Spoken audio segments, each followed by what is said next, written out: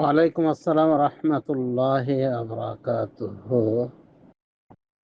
যে শুনলাম আপনার দাদি স্বপ্নে দেখে ওনার মা মানে দাদির মা বলতেছে দুনিয়া থেকে আইসা পড়ো, আর থাকতে হবে না। এটা কি স্বপ্ন না শয়তান? দাদির মা অনেক আগে মারা গেছে, এই বিষয়টা বুঝিয়ে বললে অবগত হব।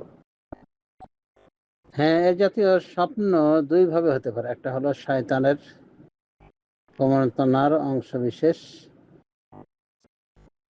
আর একটা হলো কল্পনা জল্পনা। যেহেতু দাদিরা সাধারণত জীবনের একটা সন্ধ্যা প্রান্তে পৌঁছে যায়, তো বয়স ভারী হলে এমনি চিন্তা শুরু হয়, মৃত্যুর চিন্তা। তখন এরকম মৃত্যুর স্বপ্ন দেখে থাকে, বা কেউ তাকে ডাকছে আত্মীয় থেকে বা অনাত্মীয় থেকে, চলে আসতে বলছে ইত্যাদি। এগুলো কল্পনা জল্পনার ফসল হতে পারে। একটা কথা শয়তানের পক্ষ হতে পারে, দ্বিতীয় কথা কল্পনা জল্পনার ফসল হতে পারে। সাধারণত মুরব্বীরা এই জাতীয় স্বপ্ন দেখেই থাকে, কারণ এগুলো নিয়ে তাদের টেনশন থাকে বেশিরভাগ, কারণ বয়স হয়ে গেছে, তো এই জন্য এরকম হয়। আর যদি সত্য সত্য আল্লাহর পক্ষ থেকে হয়ে থাকে, তাহলে বলা যায় যে এটা একটা বাস্তবতা। বয়স হয়ে গেলে তো মরতেই হবে এক সময়, তো প্রস্তুতি নিতে বলা হচ্ছে। দুনিয়ার ঝামেলা ছেড়ে আসতে বলছে আখেরাতে।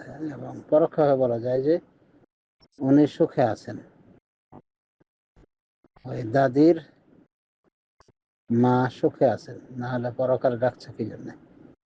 পরকালে সে সুখ পেয়েছে বলেই তার আপন মেয়েকে এই সুখের সুখী হতে বলছে। তখন এটা বলা যেতে পারে পরকালে ভালো স্বপ্ন এবং নিজেকে গছিয়ে নেওয়ার প্রতি ইঙ্গিত বহনকারী স্বপ্ন। আল্লাহ আলম।